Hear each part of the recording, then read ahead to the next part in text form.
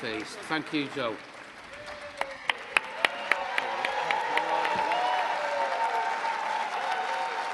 Thank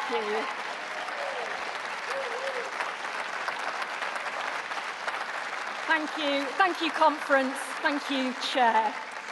A year ago, I stood on this stage and addressed you as Labour's first female Secretary of State for Wales in the first Labour government for 14 years. And I spoke about our mission to put Wales at the centre of our decade of national renewal. Wales at the heart of our modern industrial strategy. Wales at the forefront of our green revolution. And Wales leading the way on innovation and technologies of the future. Now, during the past year, we have worked in partnership with our brilliant First Minister, Eluned Morgan, and Labour colleagues in Welsh Government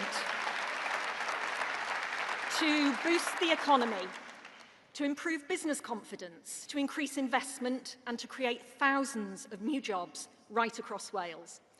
And we've done this because Labour is the only party on the side of working people. The only party that is prioritising strengthening our economy, improving living standards, putting more money in the pockets of every household and the rest of the UK and Wales on a path of national renewal. None of what we've achieved together since the election last year would have been possible without the determination, graft and teamwork in Parliament. And I want to pay tribute to Nia Griffith for her time in government. Nia's experience and wisdom has been invaluable to me. And I also want to welcome Anna McMorrin and Claire Hughes to the Wales office, who, alongside my PPS Becky Gittins and our Lord spokesperson Ruth Anderson, are an exceptional team of Labour women delivering for the whole of Wales. But a special and huge thank you to our 27 Welsh Labour MPs, whose tireless campaigning and advocacy for their constituents drives us on every day to go further and faster on the road of national renewal.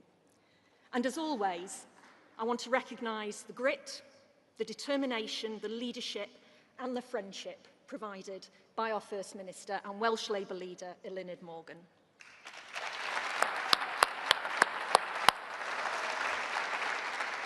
Now, the past 14 months have been all about delivery, all about two Labour governments delivering for the people of Wales. Welsh Labour fought hard against the years of Tory austerity, and now this UK Labour government has ended austerity with record budget settlements that provide billions more for Welsh Government to invest in public services. The Tory cost of living supercharged, the crisis supercharged by Liz Truss's economic chaos, caused real hardship for so many households in Wales. We inherited their catastrophic mess last year, and the UK government have been fixing the foundations. That's why we gave up to 160,000 workers in Wales a record pay rise through increases to the national living and minimum wage. It's why the UK and Welsh Labour governments have together started employment schemes in Denbighshire, Neath Port Talbot and Blaenau Gwent to help people back into work, to put money into pockets and to help raise standards of living for those in our communities that need the most help. It's why we've invested over £500 million to secure the future of steel making in South Wales, to help steel workers, supply chain businesses and their workers through the transition, but also to support local businesses to find new opportunities to expand and create new jobs. It's why we've established free ports and investment zones in every corner of Wales, driving billions of pounds in direct new investment in advanced manufacturing, floating offshore wind and much, much more, creating new jobs near to where people live in sustainable industries for now and for generations to come. And it's why we've invested nearly £500 million into Welsh Rail, reversing the Tories' historic underinvestment so we can build new stations, we can have more and faster trains that will connect the people of Wales to these new opportunities. And we can already see the impact that our Labour priorities are having in Wales. Unemployment is down. Interest rates have been cut 5 times, bringing down the cost of new family mortgages by about £1,000 a year. Inward investment into Wales has risen 30%. Yes, that's right, 30% in the last year alone.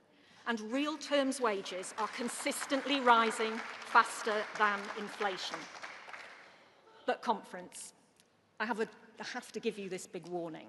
This investment, this tireless focus on improving living standards, creating new jobs, and making our public services fit for the future is under threat.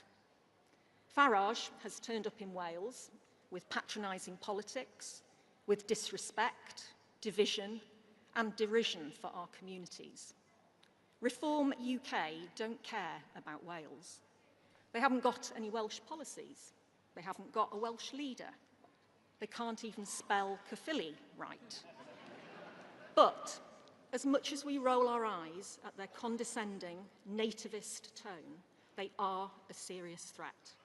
They're a threat to our communities, a threat to our NHS, and if you work in Welsh public services, they are a threat to your livelihoods.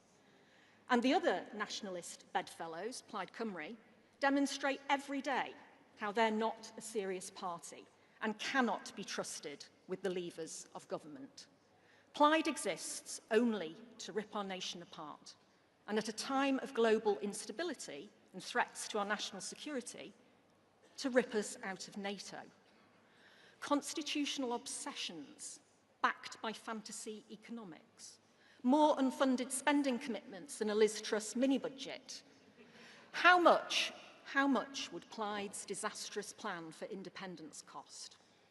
Well, conference, I can tell you, because the UK government analysis has found that Plaid's plan for independence would cost Wales over £21 billion each and every year just to maintain the same level of services we have today.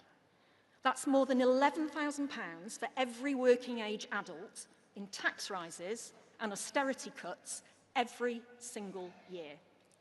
Now, if Plaid really want to be taken seriously, they need to be honest and confirm whether they're going to tax Welsh families into poverty or cut public services to the bone. Labour has ended austerity in Wales, so don't let Reform or Plaid impose it on Wales again.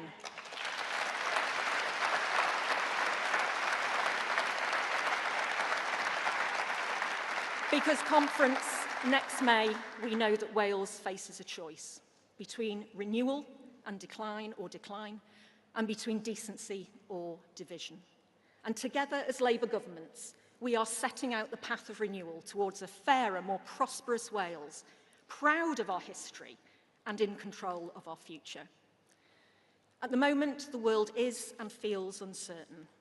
Global instability is having an impact not just on our safety, but on the cost of our energy, the cost of everyday purchases. And that is why this Labour government has taken the necessary action to prioritise our national security, living costs and people's livelihoods.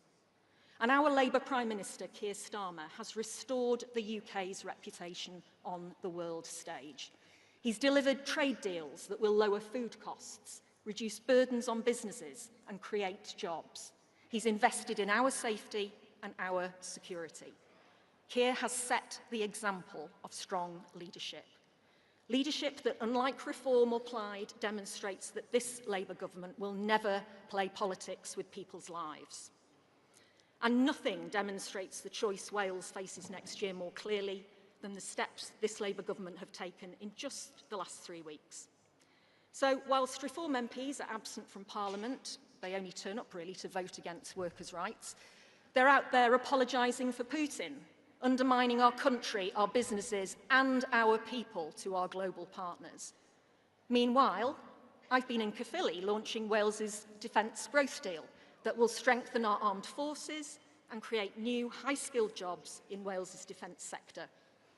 And whilst Plaid championed their plan for independence, just this week we have launched our Pride in Place programme, which will invest over £200 million to revitalise high streets and regenerate communities right across Wales, from Conway to Ceredigion to Caerphilly. That's the choice for Wales at the Senedd election next May. Labour on the side of our people and communities, or those nationalist parties looking to divide and deprive. Only two Labour governments working together can and will keep Farage out of Wales and lead our country on that path of renewal. Conference, that is the election we must fight. That is the election we must win. So let's get out there and do it together. Thank you.